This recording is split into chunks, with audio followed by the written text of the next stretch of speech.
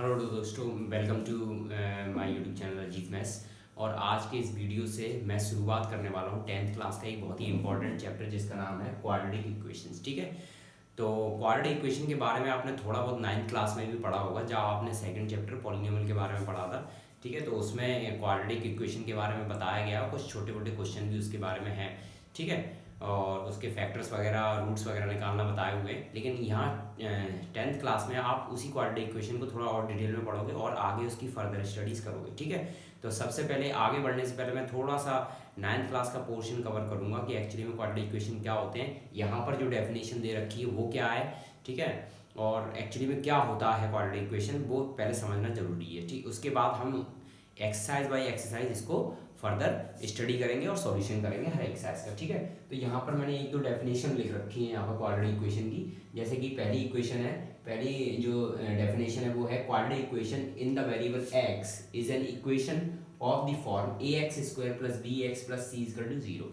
इसका मतलब क्या है कि एक इक्वेशन जो x वेरिएबल में जो इक्वेशन है वो जो इस तरह की जो इस फॉर्म में जो इक्वेशन है उसको हम क्या बोलते हैं, क्वाड्रेटिक इक्वेशन बोलते हैं। ठीक है, इस फॉर्म से मतलब है कि ax² + bx + c के फॉर्म में जो इक्वेशन होती है उसको हम क्या बोलते हैं, क्वाड्रेटिक इक्वेशन बोलते हैं। ठीक है, यहाँ पर a b c क्या होते हैं, रियल नंबर्स होते हैं। ठीक है, और एक चीज़ ध्यान रखना, जो मस्ट कंडीशन है इसमें वो ये है कि a जो है वो कभी भी 0 के बराबर नहीं हो सकता। जैसे कि देखो यहाँ पर लास्ट में लिखा हुआ है कि a 0 नहीं हो सकता। क्यों नहीं हो सकता?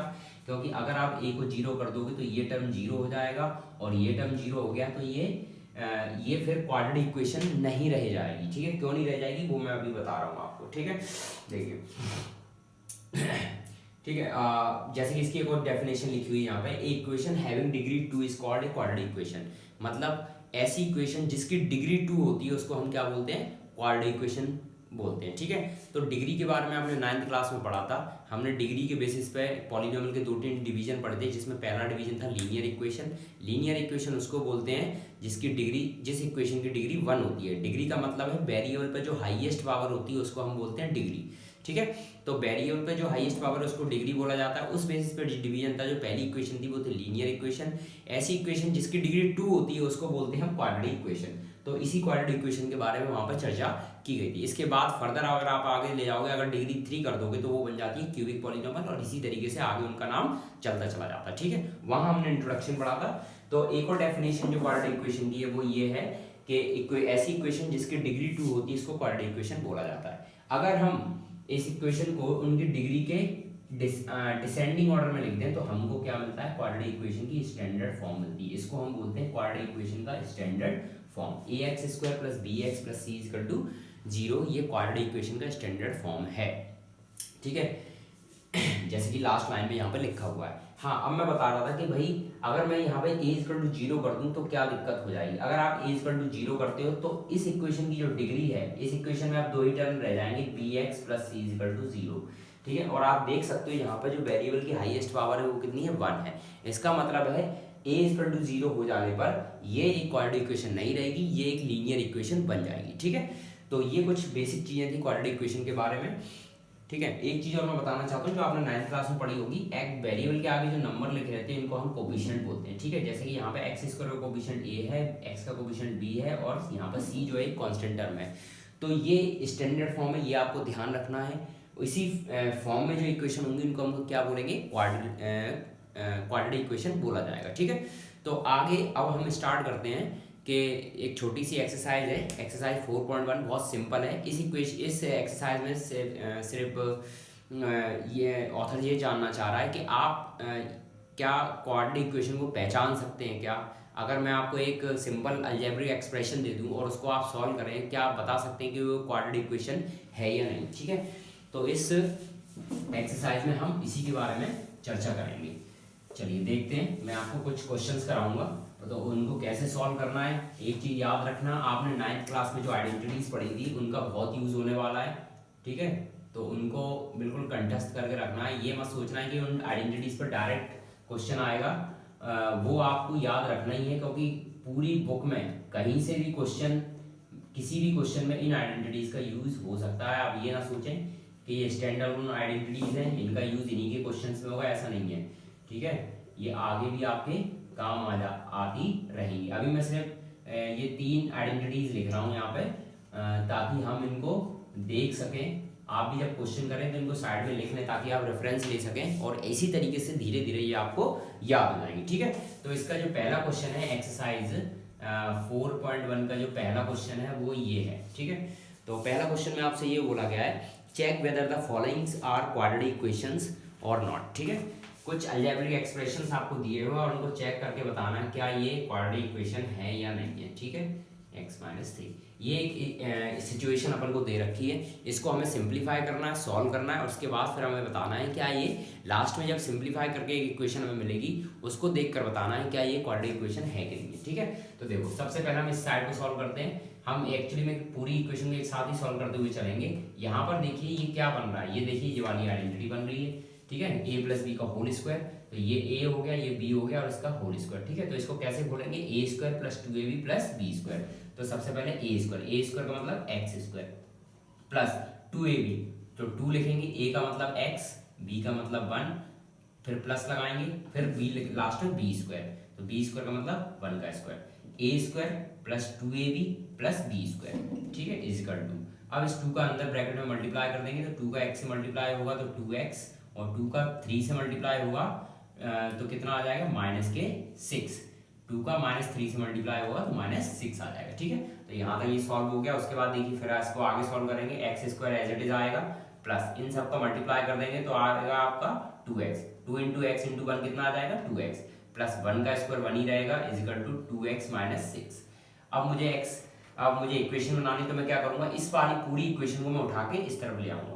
जब आप इक्वेशन या वैल्यू ट्रांसफर करते हो तो उनका साइन चेंज होता है, आप जानते ही होंगे इस बात को। जब आप इसको इधर लेके आएंगे तो देखिए ये 2x जो पॉजिटिव है वो क्या बन जाएगा -2x, ये 6 भी इस तरफ आएगा तो ये क्या बन जाएगा +6। ठीक है, अब देखें आप यहाँ पे एक्स स्क्वायर के अलावा, इस एक्स स्क्वायर के अलावा कोई भी एक्स स्क्वायर का टर्म नहीं है, कोई दिक्कत नहीं। ठीक है, अब देखिए यहाँ पर 2x है और 2x एक और है हमारे पास, तो जो एक जैसे वेरिएबल वाले टर्म होते हैं वो आपस में क्या हो जाते हैं, ऐड हो जाते हैं। यहाँ पर 2x प्लस 2x को -2x के साथ ऐड करेंगे तो 2x - 2x क्या हो जाएगा, कैंसिल आउट हो जाएंगे, तो ये अपन सीधे कैंसिल कर सकते हैं।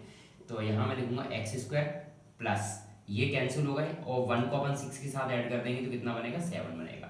तो आप देख सकते हैं लास्ट में हमें ये इक्वेशन मिल रही है। अब इसको फर्दर अपन सॉल्व नहीं कर सकते। ठीक है, तो ये इक्वेशन मिल रही है और इसकी डिग्री कितनी है, देखिए इसकी डिग्री जो है वो 2 है। जिस इक्वेशन की डिग्री 2 होती है उसको हम क्या बोलते हैं, क्वाड्रेटिक इक्वेशन बोलते हैं। तो बिल्कुल ये क्वाड्रेटिक इक्वेशन है।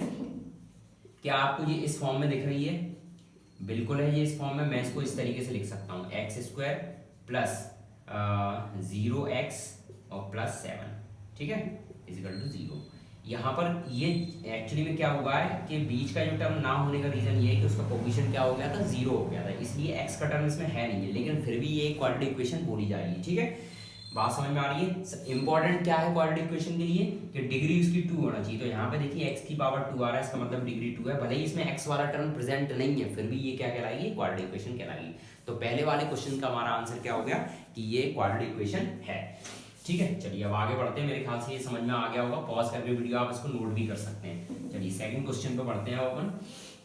सेकंड क्वेश्चन है हमारा, सेकंड क्वेश्चन क्या कह रहा है कि x square minus 2x is equal to -2 3 - x। ठीक है, इसको सॉल्व करना है और बताना है क्या ये क्वाड्रेटिक इक्वेशन है कि नहीं। ठीक है, तो मैं इसको सॉल्व करूंगा। एक्स स्क्वायर माइनस 2x, इधर तो अपन ज़्यादा कुछ नहीं कर सकते, यहाँ आप -2 का मल्टीप्लाई ब्रैकेट के अंदर करें तो -2 का मल्टीप्लाई पहले 3 से होगा तो -2 × 3। ठीक है, -2 का मल्टीप्लाई -x से होगा तो माइनस और माइनस क्या हो जाएगा प्लस और 2 × x। ठीक है, ये इसको एज इट इज लिखेंगे ऐसे -2x। यहाँ पे सॉल्व करेंगे, देखिए 3 2 जा कितना हो जाएगा -6 और प्लस 2x। ठीक है, अब आप इस पूरे इक्वेशन को इस तरफ ट्रांसफर कर लें तो एक्स स्क्वायर माइनस 2x, ये -6 इधर उठ के आएगा तो ये +6 हो जाएगा, ये प्लस का 2x इधर उठ के आएगा तो माइनस के 2x हो जाएगा इक्वल टू 0। तो अब आप देखें इसमें क्या और सॉल्व कर सकते हैं अपन, एक्स स्क्वायर के अलावा और कोई टर्म नहीं है एक्स स्क्वायर वाला, तो एक्स स्क्वायर ही लिखा रहेगा। -2x और -2x एक जैसे हैं तो ये ऐड हो जाएंगे, तो यहाँ पे देखिए माइनस माइनस ऐड होकर क्या बनेगा 4x, -2x plus -2x 4x। ठीक है, और ये रह जाएगा +6 इज इक्वल टू 0। तो देखिए लास्ट में बढ़िया सी हमें इक्वेशन मिल गई है जो किस फॉर्म में है, ax² + bx और प्लस सी के फॉर्म में। यहाँ माइनस का मतलब ये है कि इस एक्स का जो कोफिशिएंट 4 है वो क्या है, माइनस का है, ठीक है। तो ये आपको इक्वेशन मिल गई। इंपॉर्टेंट क्या है कि डिग्री 2 होना चाहिए। यहाँ पर देखिए डिग्री क्या आ रही है, 2 आ रही है, इसका मतलब क्या है, ये क्वाड्रेटिक इक्वेशन है, ठीक है। वीडियो पॉज करके आप इसको नोट कर सकते हैं। अब मैं एक ऐसा क्वेश्चन उठाता हूँ जिसमें क्वाड्रेटिक इक्वेशन ना बने, ठीक है। तो देखते हैं इसमें कौन सा इक्वेशन है। हाँ, थर्ड वाला ये जो है मुझे लग रहा है कि वो एक क्वाड्रेटिक इक्वेशन नहीं बनेगा। तो x माइनस 2 x प्लस 1 is equal to x minus 1 and x plus 3। तो देखिए सबसे पहले हम इन दोनों का मल्टीप्लाई करेंगे, फिर इनका मल्टीप्लाई करेंगे और एक साथ इस तरीके से सॉल्व करते हुए चलेंगे। तो भाई x का सबसे पहले x प्लस 1 से मल्टीप्लाई करने का तरीका क्या है, पहले आप ये वाला टर्म उठाएं और इस टर्म का इस पूरे ब्रैकेट के साथ मल्टीप्लाई कर दें इस तरीके से, ठीक है। उसके बाद अब क्या लगा हुआ है, माइनस लगा हुआ है, तो माइनस लगा दो, फिर इस 2 को लें और इस 2 का मल्टीप्लाई इस पूरे ब्रैकेट में इस तरीके से कर दें। Is equal to same process यहीं पे भी करेंगे, इस x को लें और x का मल्टीप्लाई x प्लस 3 के साथ कर दें पूरे ब्रैकेट में। फिर उसके बाद क्या है, माइनस है तो माइनस लगाएं और फिर 1 लिखें और 1 का मल्टीप्लाई x प्लस 3 के साथ। अब आप मल्टीप्लाई करना स्टार्ट करें। x का मल्टीप्लाई x से होगा तो x स्क्वायर, x का मल्टीप्लाई, ठीक है, x का मल्टीप्लाई x किया तो x स्क्वायर, उसके बाद प्लस लगा हुआ है तो प्लस लगा दें, x का मल्टीप्लाई 1 से करेंगे तो x, ठीक है, माइनस 2 का मल्टीप्लाई x से करेंगे तो 2x, फिर माइनस 2 का मल्टीप्लाई प्लस 1 से करेंगे तो माइनस के 2 इज इक्वल टू x का मल्टीप्लाई x से होगा तो x स्क्वायर, x का मल्टीप्लाई 3 से होगा, ठीक है, x स्क्वायर हो गया। उसके बाद साइन कौन सा है, प्लस का है। बच्चों को बहुत कंफ्यूजन होता है इसमें कि भाई साइन क्या आएगा यहाँ पे, तो ध्यान रखें आप किससे कैसे मल्टीप्लाई करते जा रहे हैं, उसके बाद जो जो साइन आते जा रहे हैं वही आप लगाते चलेंगे, ठीक है। x का मल्टीप्लाई x से करेंगे तो x स्क्वायर, फिर क्या लगा हुआ है प्लस, तो प्लस लगा दिए, फिर x का मल्टीप्लाई 3 से होगा तो 3x, ठीक है। अब देखिए यहाँ पे माइनस 1 का मल्टीप्लाई प्लस x से होगा तो minus x, minus multiply plus 3 से होगा तो माइनस के 3, ये बन गया। अब देखते हैं, अब आप क्या कर सकते हो, या तो आप इस इक्वेशन को इधर उठा के ले जाओ या इस इक्वेशन को इधर उठा के ले आओ और सॉल्व कर लें, ठीक है। तो मैं लिखता हूँ, सबसे पहले आप इसको और सिंप्लीफाई कर लें। एक्स स्क्वायर माइनस 2x में से x गया तो बचेगा माइनस के x, ठीक है, और माइनस के 2 इज इक्वल टू, यहाँ पे इसको और सॉल्व कर लें, एक्स स्क्वायर प्लस 3x में से माइनस x गया तो 2x बचेगा माइनस 3। अब इस इक्वेशन को इधर ले आए तो x square minus x minus 2, इसको इधर लेके आओगे तो ये हो जाएगा एक्स स्क्वायर माइनस का, ये प्लस का 2x क्या बन जाएगा, माइनस का 2x, ये माइनस का 3 क्या बन जाएगा, प्लस का 3 इज इक्वल टू 0। अब देखें अब आप क्या काट सकते हैं इसमें, देखिए माइनस का एक्स स्क्वायर और प्लस का एक्स स्क्वायर कैंसिल आउट।